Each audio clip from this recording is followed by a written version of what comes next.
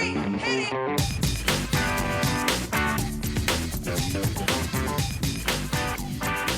Good morning, good afternoon, good evening, and welcome to today's Caffeine for the Soul. And if you want to go deeper into the kinds of themes that I talk about each week on this podcast, go to michaelneill.org to check out what programs we have coming up. And at the moment, if you're listening to this in something like real time, the two programs that we have coming up are Infinite Potential, Infinite Possibilities Small Group Coaching in London and Becoming Yourself, which is a 5-day workshop I'll be doing with Dr. Robert Holden up in Findhorn in Scotland.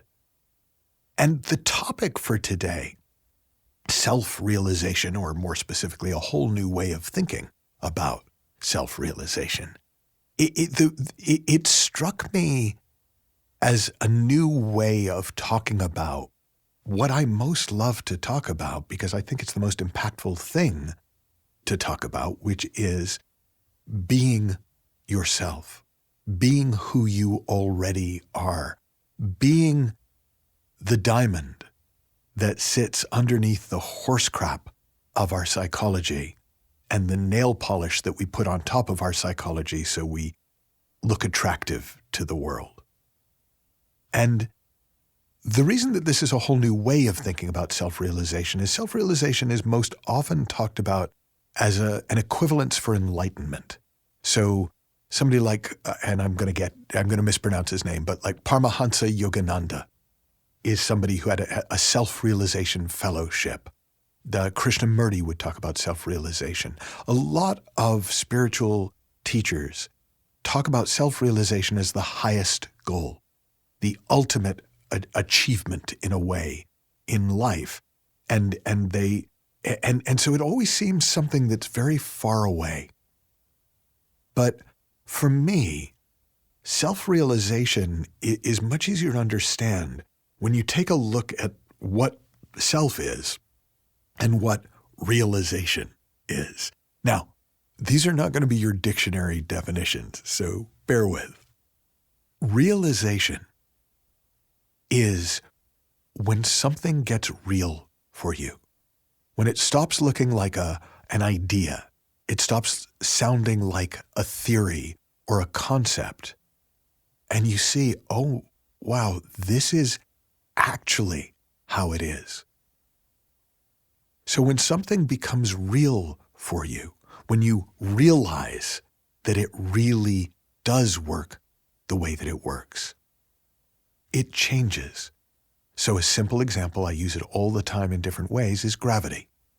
When you realize gravity is when you stop thinking that if you just get it right, if you just get your thinking right, if you just are worthy, you'll somehow start to fly off the face of the planet without any effort. And when you get, oh no, gravity's just real, then you work with it.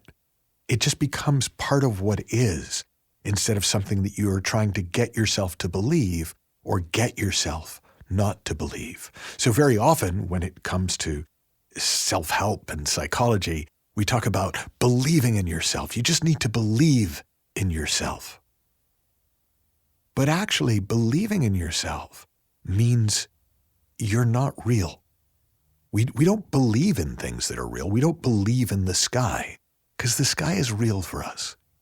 We don't believe in clouds. We see clouds. They're real for us. We are all cloud realized. We are all gravity realized. We are all sky realized. So consequently, we don't have to fill our heads with thinking about them and trying to think about them in the right way and trying not to think about them in the wrong way and trying to convince ourselves that there really are clouds, there really is a sky, and there really is gravity. They're already real for us. We have realized them. So when it comes to self-realization, it's when we start to recognize that who we really are is the intelligent energy of life in form. It is the spiritual essence that runs through all things in human form.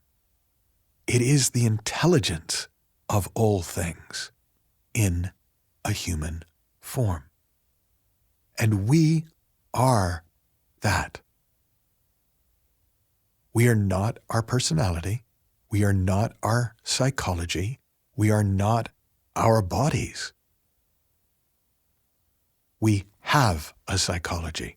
We have a body. We have a personality. And when that deeper self, the true self, is real for us, is not a concept, is not something we're trying to believe in or make better or worse than it is, then life gets much more simple. Because who you are is life itself. You are made of life. And when that doesn't seem like a cool concept anymore, that isn't something you're trying to convince yourself of, but becomes your felt experience, your lived experience. You just kind of know it. You get it the way you get a joke. I haven't used the analogy for a while, but it is one of my favorite analogies. When you get a joke, it doesn't mean you can explain it. It means you laugh. And when you get who you are, it doesn't necessarily mean you can put it into beautiful words. It just means that in that moment, you know who you are. You are realized. And anyone can be self-realized in any moment. Any moment in which you are real to you. Any moment in which you are living as your true nature, as this intelligent energy, as the presence that you are, as the beauty that you are, as the aliveness that you are. In those moments, you are self-realized.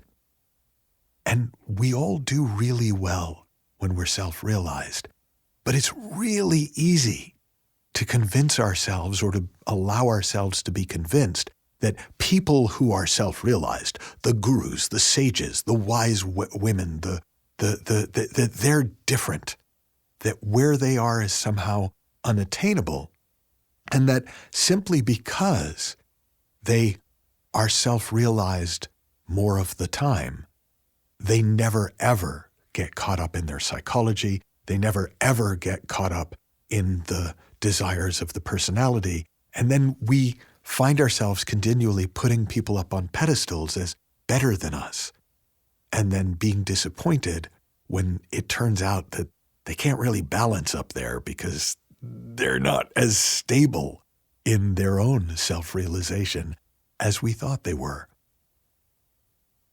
But that's okay too. Because when you really get a feel in yourself for the difference between who you really are and all of the ideas about who you think you should be and who you want other people to see you as kind of fall away, life is so much more beautiful and so much simpler, even if your circumstances can be pretty chaotic. So if this all feels very mysterious to you, and it's fine if it does, it's kind of mysterious, it is one of life's mysteries, then one of my favorite little exercises to give you just a taste of who you are. And you can do this in a mirror, or you can do this with your phone if you put your phone in selfie mode. And let's say you're looking in a mirror. And if you look into the mirror, you look into your camera, you'll see that there's a body there that looks and sounds remarkably like your body. And while you're looking at your body, your face over there, notice that you are still here. You are on your side of the camera.